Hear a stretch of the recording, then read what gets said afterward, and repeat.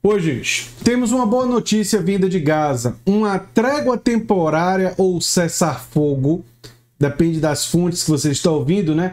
Foi firmada entre Israel e Hamas. Segundo, inclusive, Hamas, o termo trégua temporária teria sido uma imposição do governo de Israel, não é?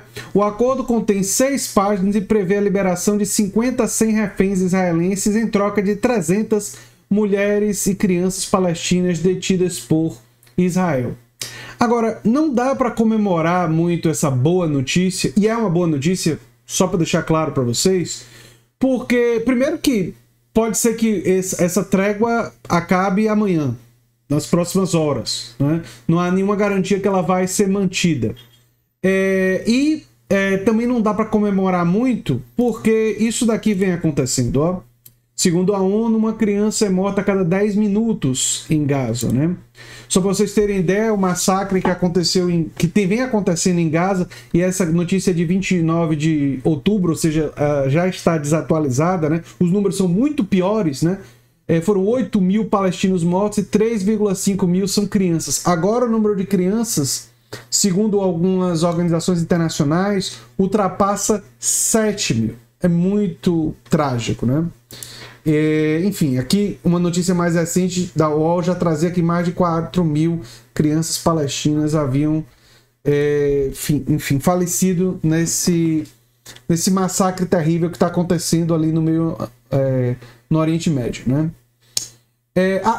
Antes de comentar um pouco mais sobre isso, eu quero avisar vocês que no dia 24, sexta-feira, às 18 horas, eu vou permitir que seja exibido aqui no canal um projeto de cultura japonesa. Eu apoio esses projetos de cultura e aí eu fui convidado para ceder o espaço do canal para transmitir isso. Eu vou entrar em mais detalhes sobre isso em outros vídeos, mas é uma coisa muito legal. E se não é do seu interesse, você não assiste, mas se for do seu interesse, você divulga e tal, porque eu acho que vai ser uma coisa bem interessante. Vai ser exibida essa sexta-feira às 18 horas, né? Mas enfim, quando eu falo sobre esse assunto de Israel e Hamas, eu percebo nas mensagens, nas lives, eu participei de uma live na TV 247 que claramente isso aconteceu, que as pessoas parece que querem um time para qual torcer. Então tem uma torcida organizada dos palestinos e acabam aderindo a uma defesa de Hamas. E existe outras pessoas que entram numa vibe de torcer por Israel. Isso é uma coisa que eu, sinceramente, tenho muita dificuldade de compreender. Porque, para mim, a morte de civis, sejam eles israelenses, sejam eles palestinos, é intolerável. Né? É intolerável. Né? E o governo de Israel e o sionismo é uma coisa de extrema-direita extremamente autoritária. E Hamas, além de ser muito conservador, tem lá coisas também altamente problemáticas naquilo que eles defendem em relação a direitos da mulher, direito da comunidade LGBTQ+, e muitas outras coisas, né? Enfim, tem uma ideologia com a qual eu não consigo ter nenhuma identidade, né? Eu acho que as pessoas, às vezes, seria bom a gente estimular, e aí vai um conselho e talvez uma reflexão crítica, que a gente deveria ter uma defesa não desse ou daquele grupo, especialmente quando os dois grupos em questão são altamente questionáveis. Talvez a gente deveria ter uma defesa de princípios, de ideais, de projetos, né? Defender, por exemplo, a solução de 2 estados e defender que haja uma paz, uma pacificação, né? O cessar-fogo e que depois haja uma pacificação. Isso é defender a vida, defender que todo mundo tem o direito de existir, que ninguém deve ser massacrado, né?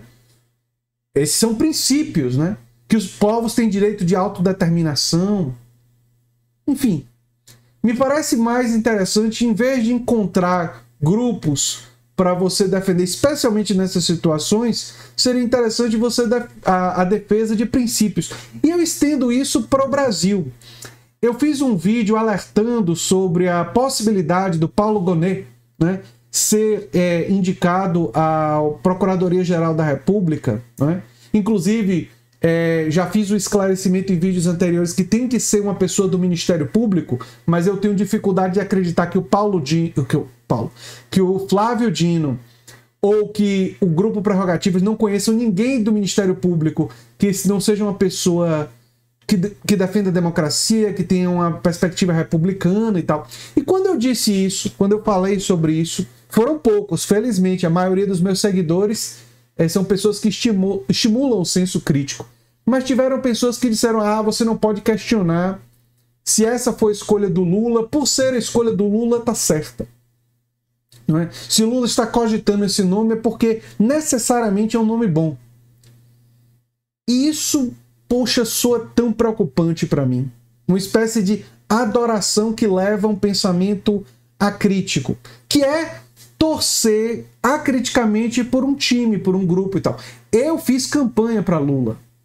Abertamente, contra Bolsonaro, eu não tinha a menor dúvida que Lula representava a democracia, a civilização, a ciência diante do negacionismo. E o governo Lula fez coisas que eu elogiei várias vezes. A volta da farmácia popular, a mudança da política de preço da Petrobras, que não é tanto quanto a gente queria, mas já há um avanço. E Lula está, inclusive, pressionando para que tenha mais avanços. Coisas positivas, não é? A indicação de Nízia Trindade Lima para o Ministério da Saúde, eu elogiei. Foi um verdadeiro golaço de Lula. A indicação de Nízia Trindade Lima, eu comemorei essa indicação. Mas o fato de Lula acertar em tantas coisas e eu ter feito campanha e ter simpatia pela figura humana do Lula nunca vai me fazer apoiar o governo de forma crítica.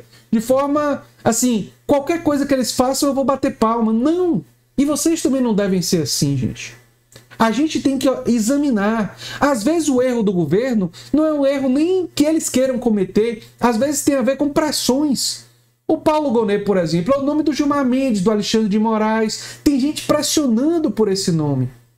Então, se acontecer esse erro, que eu espero que não aconteça, ele vai ser um erro, ou erro talvez não seja a melhor palavra, mas uma escolha problemática, né? Que seria motivada por pressões que o Lula sofreu. E aí, nesse caso, cabe a gente pressionar em uma outra direção. Não é? Esse é o nosso papel, esse deve ser o nosso papel.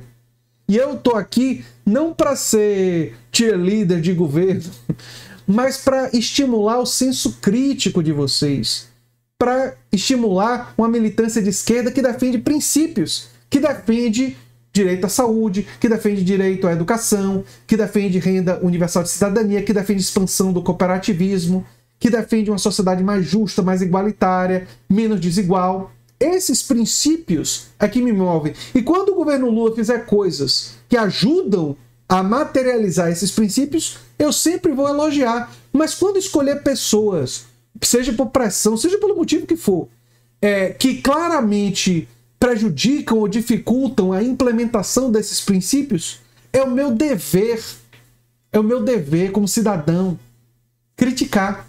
É meu dever empurrar em outra direção, não para destruir, não para derrubar, não para minimizar, mas para melhorar, para a esquerda ser melhor, para os movimentos sociais se aprimorarem. E a gente tem que fazer esse trabalho juntos. Porque sozinho eu não sou capaz de fazer. Sou só um professor com um canal no YouTube.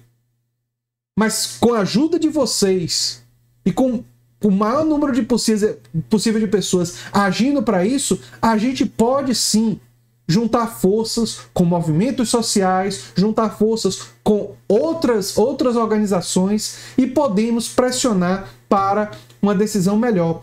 49 entidades, entre elas o MST, entre elas o Grupo Prerrogativas e muitas outras entidades progressistas, democráticas, de esquerda, estão pressionando para que não seja o Paulo Gonet. E estão pensando já em outros nomes. Querem conversar com Lula. Levaram uma carta para isso. O que eu fiz naquele vídeo foi me solidarizar com esse grupo e colocar minha voz se somando às vozes deles. Não mais importante, até porque as vozes deles receberam muito mais repercussão, obviamente, porque representam um grupo muito mais poderoso. Mas eu acho que todos nós podemos ver o que eles estão fazendo e nos juntarmos a isso. E fazer isso não é ir contra o governo Lula, é estar a favor. E aí eu retomo a questão de Gaza, e de Israel e de Hamas e tal.